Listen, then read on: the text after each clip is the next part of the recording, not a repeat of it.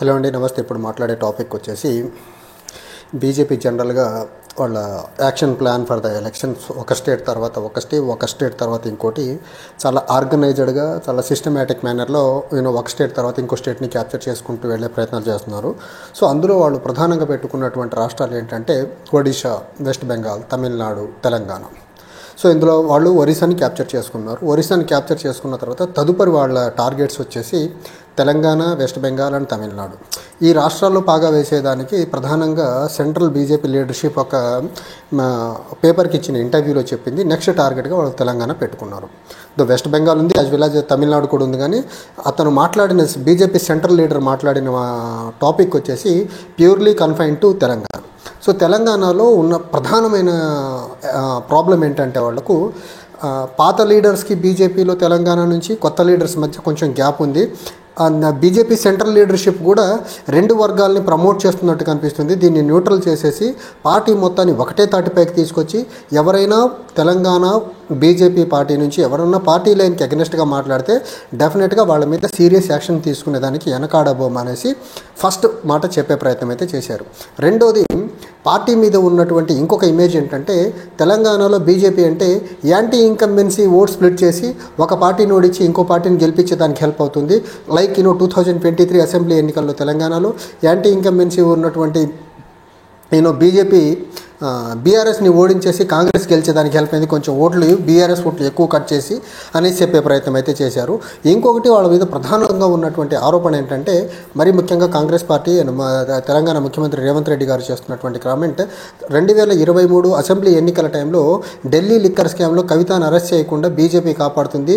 BJP and BRS రెండు ఒకళ్ళనొకళ్ళు సమయాన్ని బట్టి అవసరాలను బట్టి సపోర్ట్ చేసుకుంటారనేసి రేవంత్ రెడ్డి గారు and for that matter Telangana Congress party high command నుంచి క్యాంపెయిన్కి వచ్చినటువంటి రాహుల్ గాంధీ గారు కూడా ఈ BRS as well as BJP రెండు ఒకళ్ళనొకళ్ళు సీక్రెట్గా సపోర్ట్ చేసుకుంటున్నాయని చెప్పినటువంటి ఎలిగేషన్ ఏదైతే ఉందో ఆ టైంలో అది ఖచ్చితంగా కాంగ్రెస్ పార్టీకి ప్లస్ అయింది. బీజేపీకి రావాల్సిన దానికంటే తక్కువ సీట్లు వచ్చాయని బీజేపీ సెంట్రల్ లీడర్షిప్ చాలా బలంగా నమ్ముతుంది.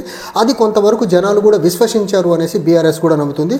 సో ఈ ఇమేజ్ ఏదైతే ఉందో ఎలక్షన్ల టైంలో కొంత ఓట్ కట్ చేసి ఒక పార్టీని గెలిపించి ఇంకో పార్టీని ఓడించేదానికి బీజేపీ హెల్ప్ అవుతుందనే ఇమేజ్ ఒకటి, తర్వాత బీజేపీ అండ్ బీఆర్ఎస్ రెండు ఒకటే అనే ఒక ప్రజల్లో ఉండేటువంటి ఇమేజ్ ఏదైతే ఉందో ఈ ఇమేజ్ని తుడిచిపెట్టుకునే ప్రయత్నంలో భాగంగా గట్టిగా పనిచేయాలనేసి బీజేపీ సెంట్రల్ లీడర్షిప్ చాలా చాలా సీరియస్గా ఉంది. ఇంకొక ఎలిగేషన్ బీజేపీ మీద వస్తుంది ఏంటంటే ఫార్ములా ఈ రేసింగ్ ఏదైతే హైదరాబాద్లో జరిగిందో అందులో ఎన్ఫోర్స్మెంట్ డైరెక్టరేట్ కేటీఆర్ని అరెస్ట్ చేయకుండా సెంటర్లో ఉన్నటువంటి బీజేపీ కాపాడుతుందనేసి తెలంగాణ ముఖ్యమంత్రి Revanth Reddy time and again target చేస్తున్నారు. అండ్ తెలంగాణ రాష్ట్ర క్యాబినెట్ నుంచి కొద్దిమంది మంత్రులు కూడా బీఆర్ఎస్ని సెంటర్లో ఉన్నటువంటి బీజేపీ బీఆర్ఎస్ లీడర్ మరీ ముఖ్యంగా కేటీఆర్ అరెస్ట్ కాకుండా కాపాడుతుందనేసి చెప్పే ప్రయత్నం అయితే టైమ్ అండ్ అగైన్ చెప్తున్నారు. అది కూడా తెలంగాణ ప్రజల్లో కొంతవరకు అది ఎస్టాబ్లిష్ అయ్యి కొద్దిమంది మాత్రం ఖచ్చితంగా దాన్ని నమ్మే ప్రయత్నం చేస్తున్నారు. ఇంకొక అంశం, బీఆర్ఎస్ని చాలా అద్భుతంగా ఇబ్బంది పెడుతున్నట్టు ఇంకొక కేసు ఏంటంటే ఫోన్ ట్యాపింగ్ కేసు. ఈ ఫోన్ ట్యాపింగ్ కేసులో అప్పుడు ప్రధానంగా పనిచేసినటువంటి టి ప్రభాకర్ రావు అనే వ్యక్తి ఇప్పుడు ఇండియా నుంచి ఆయన అమెరికాలో వెళ్ళి అక్కడ ఉంటున్నారు. అతన్ని అరెస్ట్ కాకుండా అతన్ని కాపాడుతుంది కూడా సెంట్రల్ గవర్నమెంటే, బీజేపీ కాపాడుతుంది.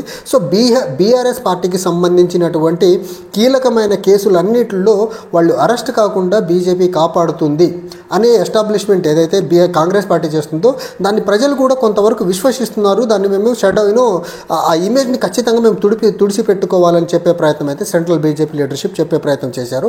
తర్వాత ఇంకో కంపారిజన్ చెప్పారు. 2023 అసెంబ్లీ ఎన్నికలప్పుడు కవితని బీజేపీ కాపాడుతుంది ఢిల్లీ లిక్కర్ స్కామ్లో అని చెప్పిన వాదాన్ని ప్రజలు నమ్మారు. మాకు కూడా సీట్లు తగ్గినాయి. ఎప్పుడైతే కవితని అరెస్ట్ చేసి మేము లోక్సభ ఎన్నికలకి వెళ్ళామో మేము అనుకున్న దానికంటే కొంచెం బెటర్ 1-2 సీట్లు ఎక్కువే వచ్చాయనేసి సెంట్రల్ బీజేపీ లీడర్షిప్ చాలా చాలా క్లియర్గా చాలా ప్రస్ఫుటంగా విశ్వసిస్తుంది. ఇక నుంచి బీఆర్ఎస్ పార్టీ రిలేటెడ్ కేసులు ఏదైనా వస్తే వాటిని సెంట్రల్ గవర్నమెంట్ నాన్చకుండా డెసిషన్స్ ప్రాంప్ట్గా తీసుకునే దానికి ఆస్కారం ఉందని చెప్తున్నారు. ఈ రకంగా చూసుకుంటే ఫార్ములా ఈ రేసింగ్లో కేసీఆర్ తర్వాత ఫోన్ ట్యాపింగ్ కేసులో ప్రభాకర్ రావు ఇద్దరు అరెస్ట్ అవుతారా లేదా అనేది చూడాలి. తర్వాత ఇంకొకటి, బీజేపీ లీడర్షిప్ని అడిగినటువంటి మాట ఏంటంటే, ఇంటర్వ్యూ చేసినటువంటి పేపర్ జర్నలిస్ట్, మీరు బీఆర్ఎస్ని స్ప్లిట్ చేయబోతున్నారా తెలంగాణలో అంటే, మేమేం స్ప్లిట్ చేయాల్సిన అవసరం లేదు, టైం వచ్చినప్పుడు జనాలే బీఆర్ఎస్ని వదిలేసేసి మా సైడ్ వస్తారని చెప్పే ప్రయత్నం చేస్తున్నారు. ఈ పర్టికులర్ స్టేట్మెంట్ మాత్రం చాలా గ్రావిటీ ఉంది. బీఆర్ఎస్ పార్టీ నుంచి రాబోయే రోజుల్లో పెద్ద మొత్తంలో డిఫెక్షన్స్ని టువర్డ్స్ బీజేపీ ప్రమోట్ చేసేదానికి సెంట్రల్ బీజేపీ లీడర్షిప్ చాలా బలంగా పూనుకొని ఉన్నట్లు మాత్రం చాలా ప్రస్ఫుటంగా కనిపిస్తుంది. తర్వాత ఇంకొక అంశం ఏంటంటే, పార్టీ స్టేట్ జనరల్గా వాళ్ళు పార్టీ స్టేట్ వింగ్ ఏదైతే ఉందో ఈ మధ్య కాలంలో ఒకళ్ళకి అగెనెస్ట్గా ఇంకొకళ్ళు మాట్లాడటం చాలా గ్రాడ్యువల్గా తగ్గించుకుంటూ ఉన్నారు. అండ్ ఇక్కడ బీఆర్ఎస్ పార్టీ అంశానికి వచ్చేసరికి ఇంకొక మాట వాళ్ళు చెప్పింది ఏంటంటే, కేసీఆర్ ధాటిని మీరు తట్టుకొని నిలబడగలరా అని చెప్తే, గవర్నమెంట్లో ఉన్నప్పుడు ప్రగతి భవన్ దాటి బయటికి రాలేదు, అపోజిషన్లోకి వచ్చిన తర్వాత ఫామ్ హౌస్ దాటి బయటికి రాలేదు. సో ఫామ్ హౌస్కు తర్వాత గెస్ట్ హౌస్లో కూర్చొని ఉండే వ్యక్తితో రాజకీయాలు చేయడం పెద్ద కష్టమైన పనేది కాదు అని చెప్పే ప్రయత్నం సెంట్రల్ బీజేపీ లీడర్ చెప్పే ప్రయత్నం అయితే చేశారు. తర్వాత ఇంకొక కొద్ది అంశాలు, centre versus state, south versus నార్త్గా జరుగుతున్నటువంటి కొన్ని అంశాలు, అది ఇంపోజిషన్ ఆఫ్ హిందీ అవనివ్వండి, న్యూ ఎడ్యుకేషన్ పాలసీని బేస్ చేసుకొని, లేకపోతే డీలిమిటేషన్ ప్రక్రియ అవనివ్వండి, లేకపోతే సెంట్రల్ గవర్నమెంట్ నుంచి స్టేట్స్కి రావాల్సిన డివల్యూషన్ ఆఫ్ ఫండ్స్ ఏవైతే ఉన్నాయో ఫైనాన్స్ కమిషన్ ద్వారా, ఆ అంశాలన్నింటిలో కూడా రేవంత్ రెడ్డి చాలా ఫ్రంటల్ అటాక్ చేస్తున్నారు బీజేపీ మీదకి. డీలిమిటేషన్ విషయంలో కానీ, హిందీ ఇంపోజిషన్ విషయంలో కానీ రేవంత్ రెడ్డి గారు and par with other south Indian states like Tamil Nadu, Karnataka, Kerala రాష్ట్రాలు అండ్ యూజీసీ అంశంలో కూడా ఇలాంటి సెన్సిటివ్ అంశాల్లో బీఆర్ఎస్ అసలు ఏం మాట్లాడకుండా సైలెంట్గా ఉండిపోతుంది. డిలిమిటేషన్ అంశంలో బీఆర్ఎస్ పెద్ద మాట్లాడినట్టు కనపడట్లేదు మనకు. ఒకటి సందర్భాల్లో కేటీఆర్ గారు మాట్లాడినట్లు తప్ప మిగిలిన వాళ్ళు ఎవరు మాట్లాడే ప్రయత్నం చేయట్లేదు. మరీ ముఖ్యంగా పార్టీ ప్రెసిడెంట్, మాజీ ముఖ్యమంత్రిగా ఉండి చాలా పెద్ద బాధ్యత ఉన్నటువంటి కేసీఆర్ గారు ఎప్పుడు డిలిమిటేషన్ ప్రక్రియ మీద ఈ మధ్య కాలంలో ఓడిపోయిన తర్వాత మాట్లాడే ప్రయత్నం చేయట్లేదు. తర్వాత అలానే హిందీ ఇంపోజిషన్ మీద ఆయన పెద్దగా మాట్లాడే ప్రయత్నం చేయట్లేదు. తర్వాత యూజీసీ డ్రాఫ్ట్ రెగ్యులేషన్ గురించి కూడా బీఆర్ఎస్ సైడ్ నుంచి ఇప్పటివరకు క్లియర్ స్టాన్స్ అయితే లేదు. ఈ పర్టికులర్ అంశాలన్నింటినీ కూడా రేవంత్ రెడ్డి గారు అండ్ రేవంత్ రెడ్డి గారి క్యాబినెట్కి సంబంధించినటువంటి మంత్రులు చాలా ప్రాంప్ట్గా, చాలా టైమ్లీ రియాక్ట్ అవుతున్నారు. ఈ విషయంలో బీజేపీ వర్సెస్ కాంగ్రెస్ అనే ఒక వార్ వస్తే ఖచ్చితంగా ఆ వార్లో ఖచ్చితంగా సెంట్రల్ గవర్నమెంట్కి అగెనెస్ట్గా బీఆర్ఎస్ కంటే కూడా కాంగ్రెస్ బెటర్గా పెర్ఫామ్ చేస్తుంది, కాంగ్రెస్ బెటర్గా డీల్ చేస్తుంది, కాంగ్రెస్ బెటర్గా అటాక్ చేస్తుంది అనే అంశం మాత్రం చాలా ప్రస్ఫుటంగా అర్థమవుతుంది. చూడాలి ఇప్పుడు ఒరిస్సాలో వాళ్ళు ఎలా అయితే స్టెప్ బై స్టెప్ వచ్చి నితీష్ కుమార్తో మంచిగానే ఉంటూ నవీన్ పట్నాయక్తో మంచిగానే ఉంటూ జాగ్రత్తగా లాక్కున్నారు ఒరిస్సా రాష్ట్రాన్ని. వాళ్ళ తదుపరి టార్గెట్ మాత్రం ఖచ్చితంగా తెలంగాణగా పెట్టుకున్నారు.